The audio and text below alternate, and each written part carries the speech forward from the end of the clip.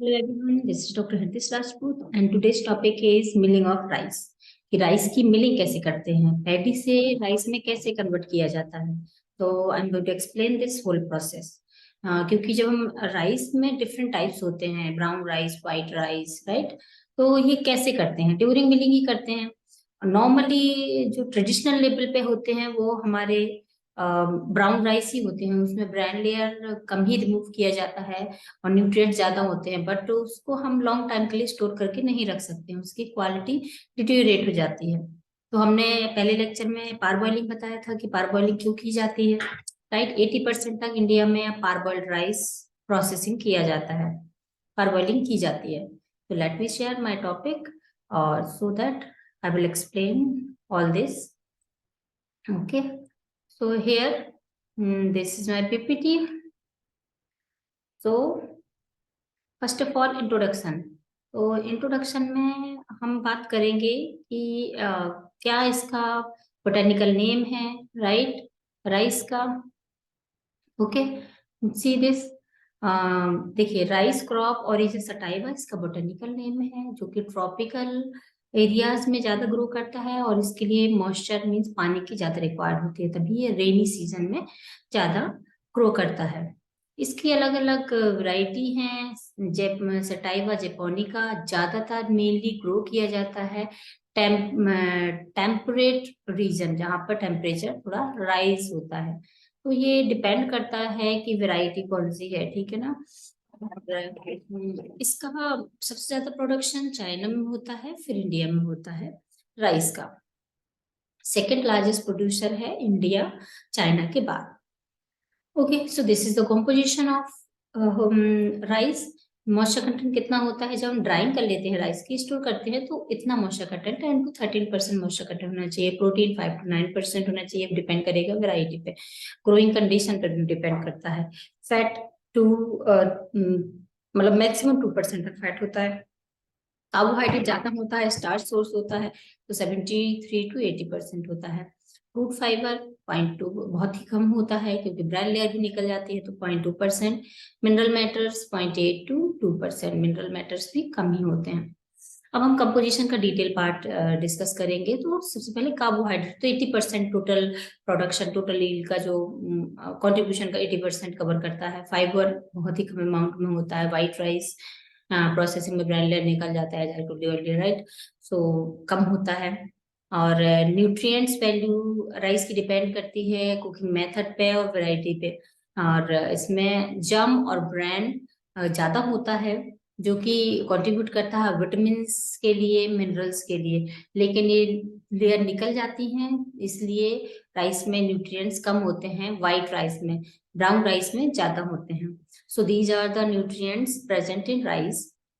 ये niacin, vitamins and minerals also, niacin, thiamine, selenium, magnesium, and small amount of pantothenic acid, phosphorus, riboflavin, vitamin B6, copper and folate। ये present होते हैं brand में और जम में। इसकी प्रोसेसिंग है, देखिए स्पाइकलेट से ये प्रोसेसिंग है कि राइस हमें पैडी से राइस मिलता है, और जो रिमेनिंग पार्ट बचता है that is the by product of the produced material, right. जैसे कि हम स्पाइकलेट्स जब हार्वेस्टिंग करते हैं तो पैडी मिलता है हमें, पैडी राइस, और spikelet is the by product of paddy, right. Spikelet means बाल जो होती है, स्टेम्स होता है। जब हम बेड पैडी को निकाल देते हैं तो वो हमें स्टेम मिलता है, राइट। तो वो बाय प्रोडक्ट है पैडी का। ओके, और use as a animal feed, right. भूसे एनिमल के लिए यूज किया जाता है। देन हम डीहस्किंग करते हैं तो हमें ब्राउन राइस मिलता है और हस्क मिलता है। So husk is the by product of brown rice. Okay, and then हम जब पॉलिशिंग करते हैं तो हमें व्हाइट राइस मिलता है, तो इसमें हमें brain and embryo separate out हो जाता है। So brain and embryo is the by product of white rice, right. Brain, क्योंकि ब्राउन राइस में तो ब्रेन एंड एम्ब्रियो नहीं निकलता है, बट व्हाइट राइस में निकल जाता है। तो ये बाय प्रोडक्ट्स जो कि फर्दर यूज किए जाते हैं। आपने देखा होगा राइस ब्रान ऑयल बहुत मार्केट में मिलता है, तो ब्रांड से ही निकलता है राइस ब्रान ऑयल, क्योंकि इसका 20 to 22% ऑयल होता है राइस ब्रांड में। ब्रांड कम अमाउंट में होता है, एक पतली लेयर होती है। सबसे पहले हम हस्किंग करते हैं, रिमूवल ऑफ हार्ड कवरिंग। ठीक है, तो डिफरेंट मेथड हैं इसके। एंगलबर्ग हलर, हलिंग करते हैं जिसमें, ओके। और rubber roll huller, rubber roll huller में हम 50% फास्टर होता है। ये 2 स्पिन लगे हुए हैं, इसमें बीच में पास कराया जाता है हस्क को, और स्पिन करते हैं, ओके। और ये इसका ड्राफ्ट है, और इसके थ्रू हमें जो पैडी होता है वो स्प्लिट हो जाता है हस्क और राइस में। आउटर लेयर पे प्रेशर पड़ता है। डिस्क कलर, ये डिस्क टाइप कलर है, ये मूव करता है। इसमें हम ऊपर से हस्क डालते हैं, सॉरी पैडी डालते हैं, और ये मूव करता है, तो हस्क और राइस को एक साथ निकाल देते हैं। फिर विनोइंग के थ्रू हम इसको अलग अलग करते हैं। अंडर रनर डिस्क हलर, ये रनर डिस्क हलर है। इसमें हम पैडी को पास करते हैं। यहाँ पे ये जो 2 शाफ्ट लगे उनको हम एडजस्टेबल होता है, एडजस्ट कर सकते हैं। थोड़ा कम स्पेस करेंगे तो हमें ज्यादा स्पेस, मतलब ज्यादा कम स्पेस कर देते हैं तो हमें ब्रोकन राइस मिलने लगता है। तो हमें ये ध्यान रखना होता है कि ब्रोकन राइस ना निकले, सिर्फ हस्क पार्ट स्प्लिट हो। ओके, तो ये डिफरेंट टाइप्स हैं 4। एंगलबर्ग हलर हॉरिजेंटल रिजिड होता है, और रोटर्स लगे होते हैं इसमें, ओके। और बीच में गैप होता है, जो कि हम जब पैडी डालेंगे तो स्प्लिट हो जाएगा। बस इन सब में ये फर्क है कि किसी का स्पीड ज्यादा है और किसी का स्पीड कम है, okay. Then husk separator, husk को हमें सेपरेट करना होता है, ठीक है ना। ब्राउन राइस और पैडी और हस्क, ये broken rice, bran and dust, ये सब चीजें अलग होती हैं हस्क सेपरेटर के through, okay. So bran and dust are usually separated through oscillating sieve with fine perforation. इसमें सीव्स लगी होती हैं जिससे कि डस्ट निकल जाती है और ब्रैन लेयर निकल जाता है। तो brokens are separated through the self-cleaning sieves. Self-cleaning sieves के through separate हो जाती हैं. Then husk separate is done using a husk aspirator available in various design. So this is the husk separator. इसमें हम पास कराते हैं और यहाँ पे separate out हो जाता है। broken rice अलग, husk अलग, और bran अलग, dust अलग। पैडी सेपरेशन, देन जो ब्रोकन राइस है, पैडी है, ब्रैन है, इन सब में से पैडी को अलग कर लिया जाता है। So there are 3 types of paddy separator, namely compartment type, tray type and screen type. Most commonly used paddy separator is compartment type. So this is the rice plant sifter. Rice plant sifter are used to separation of broken rice from the head rice. यहाँ पे ये seeds लगी होती हैं, यहाँ से head rice हमें अलग मिल जाता है, ब्रोकन राइस अलग मिल जाता है। फिर हम मिलिंग के लिए जाएंगे। जब हमें ब्राउन राइस मिलता है तो उसकी हम मिलिंग करते हैं, रब करते हैं उसको, जिससे कि हमें हस्क लेयर, ब्राउन लेयर अलग हो जाए। फिर व्हाइट हमें राइस मिलता है, उसकी हम पॉलिशिंग करते हैं जिससे कि शाइनी व्हाइट राइस मिल जाए हमें।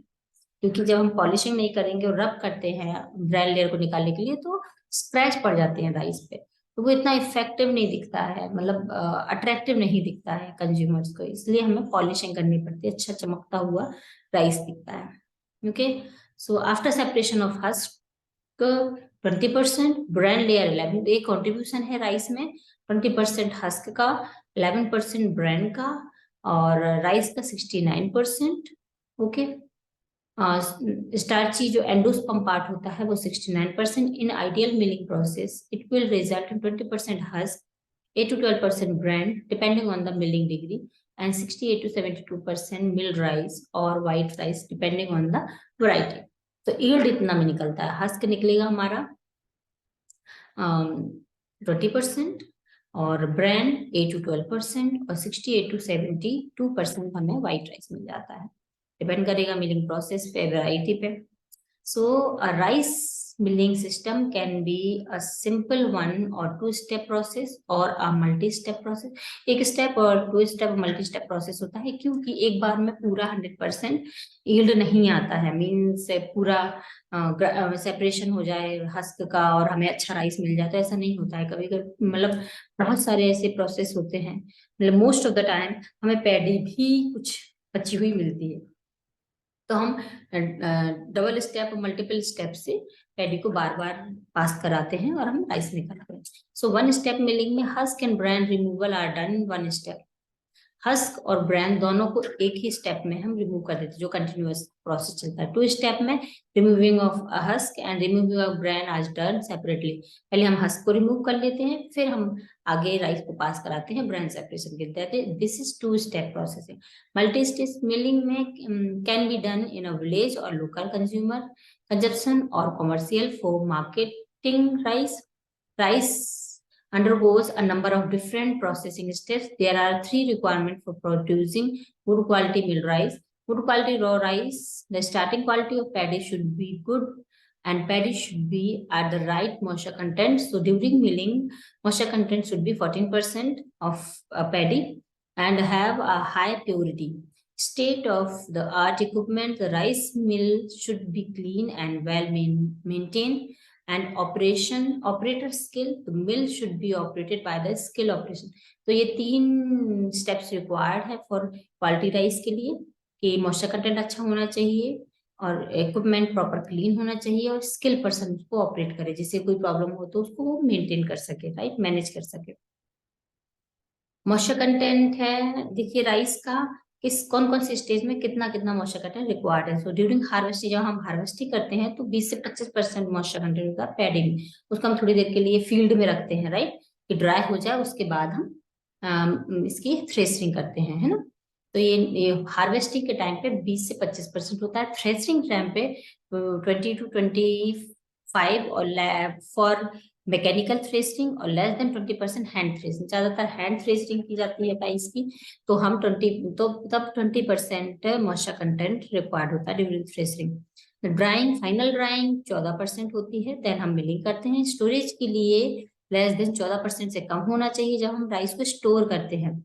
अगर हम राइस को एज अ सीड स्टोर कर रहे हैं तो 12% मॉइस्चर होना चाहिए। अगर लॉन्ग टर्म के लिए सीड को प्रिजर्व करना है तो 9% मॉइस्चर होना चाहिए। तो यहाँ पे डिफ्रेंसिएशन दिया हुआ है स्टोरेज का भी। अगर राइस की तरह कर रहे हैं कि 1 साल में खत्म करना है तो 14% विल बी इनफ।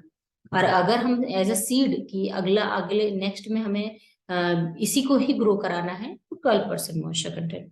और अगर लॉन्ग टर्म के लिए, मतलब 4 से 10 साल के लिए हमें प्रिजर्व करना है सीड को, तो उसमें moisture content 9%।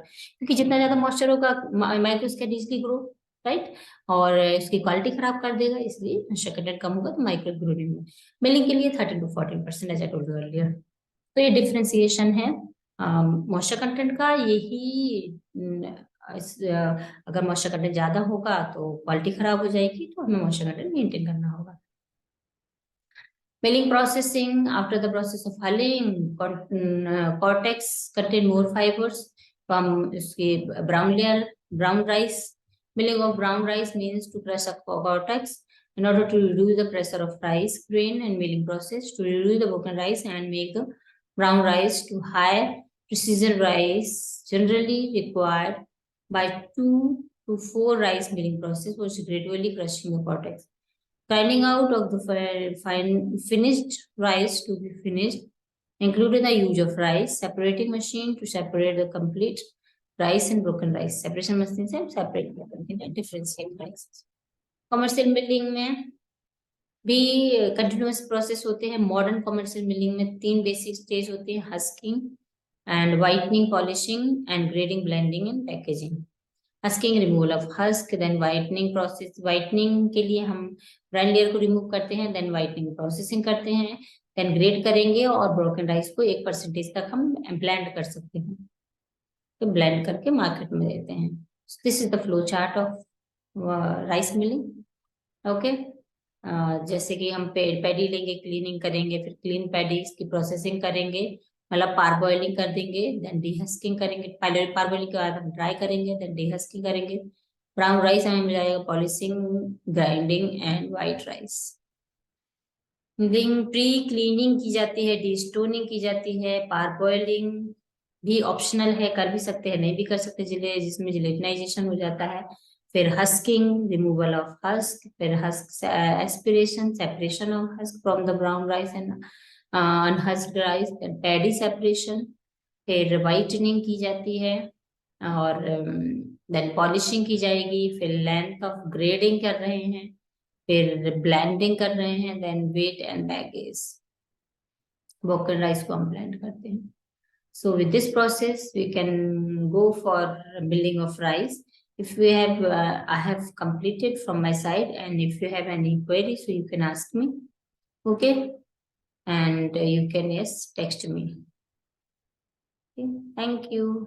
Do like and subscribe. Thank you.